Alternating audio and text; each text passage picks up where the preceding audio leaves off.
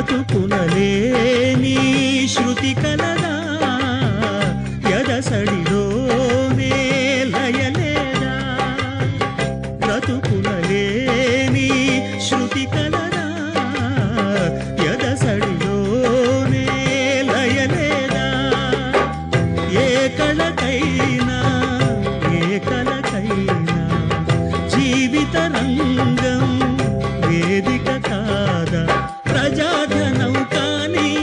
కళా విలాసం ఏ ప్రయోజనం లేని వృధా వికాసం పూసే కోయిల పోతే కాలం ఆగిల్దా ఏనే పాడే మరో పదం రాదా